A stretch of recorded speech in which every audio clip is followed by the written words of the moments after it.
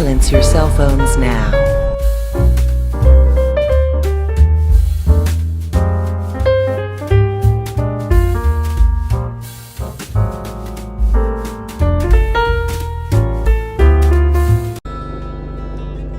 Play me.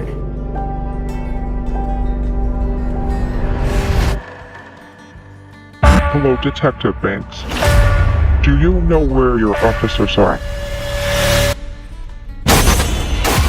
What's going on, YouTube? It's Sensei, a place to be. Chill, Mr. A&E. Back to give you guys another movie experience. It has been a while since I gave you guys a movie experience, but I've been doing a lot of personal issues in my life, so a lot of these movies are coming a little late to the time I was actually out to go see the movies. Well, right now we're doing, you know how huge of a Saw fan I am, and now we got the spinoff that was supposed to come out last year, which is coming out this year. Is Chris Rock's take on the Saw franchise, Spiral, the Book of Saw.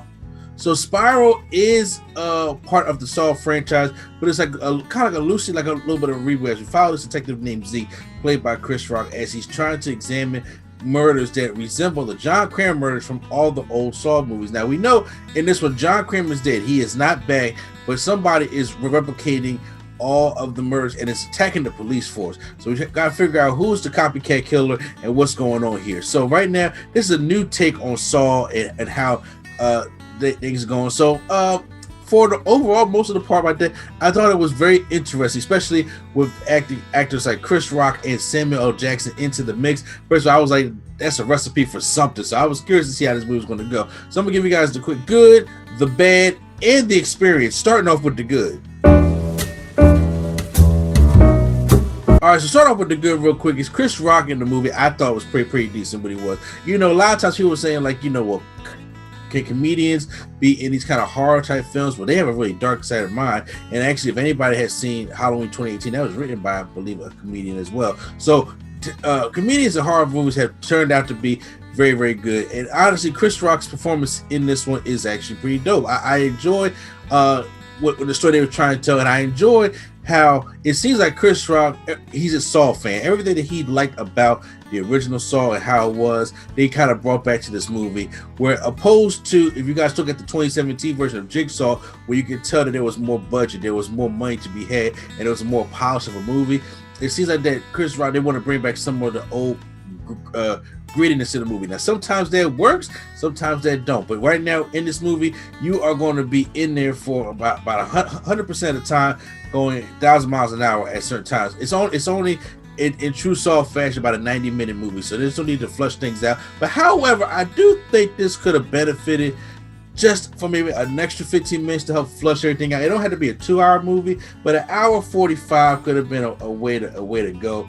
Personally, when I think about the movie, but yeah, that's one thing I like. The traps, I think that the traps go back to more of a meaningful traps opposed to just the torture porn that we get a lot of times from the old Saw franchises. But this one, I really do believe that I was like, okay, I understand that trap. I understand this trap because of what this person is doing.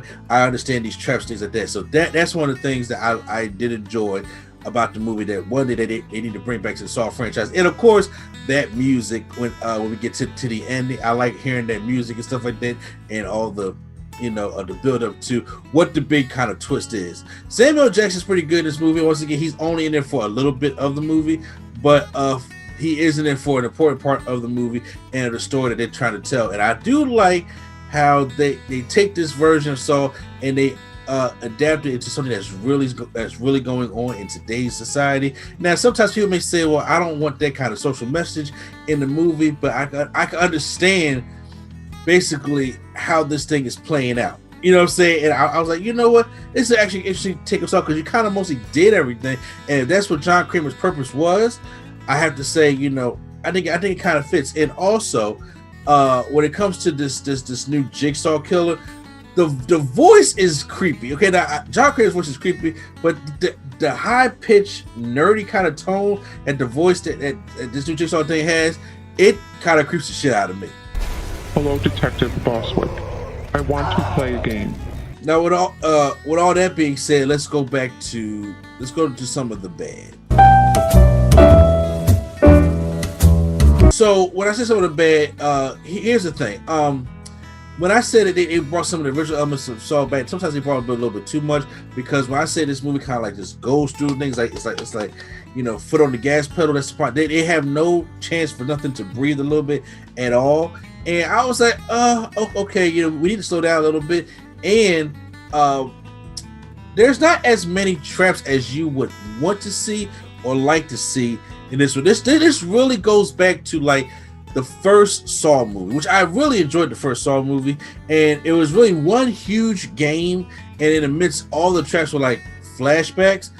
This one we actually do get to see a couple of traps, but it's not as much as what Saw has come, because you be seeing about 7, 8, 9, 10 traps in a Saw movie sometimes, but that's when we start getting towards the end of everything. It's like, man, we need to kind of slow this whole thing down. So it's not as many traps in it as you would say.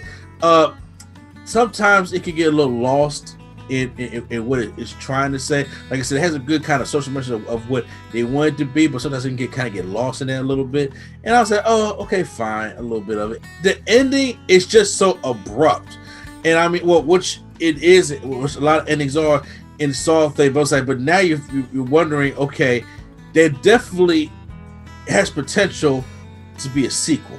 And I mean like a straight continuation story, kind of like how Saw 4 and 5 is. And the reason why I think that, because Darren Lynn Blossom is the one who directed this movie. He's the director of Saw 4 and was it Saw 6? I think Darren Lynn Blossom came back for. So he came back for this movie also. As long as it was a David Hackle for Saw 5, or I think one of the worst ones.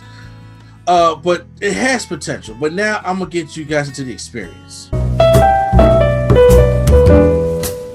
All right, when it comes to the experience, look, it's just like this. I was supposed to go to the movie theater and see this, but then unfortunately something personal happened in my life. I wasn't able to get to the movie theater, so I had to watch this thing, when I had time. So it was pretty dope. I didn't get a chance to watch this in the movie theater, unfortunately, but I do want to make sure for the other movies I want to go check this thing out in the movie theater. And slight spoilers. I know this part where you get slight spoilers. So this movie is focusing on the police and the police doing dirty cops getting away with dirty shit, which we see a lot of things happen today, and it causes them to get into the traps and stuff like that. And I'm not gonna give away the big twist in the mild spoilers, but that's basically what the plot of this movie is, and how these cops who go around here and do all these things need to pay up for all the things that they have been doing. So I was like, okay, we got that social message out there in the world, but we're bringing it into this kind of a horror movie. That's why I can understand kind of this copycat Jigsaw's motive, especially when you see the things going on. But other than that, guys,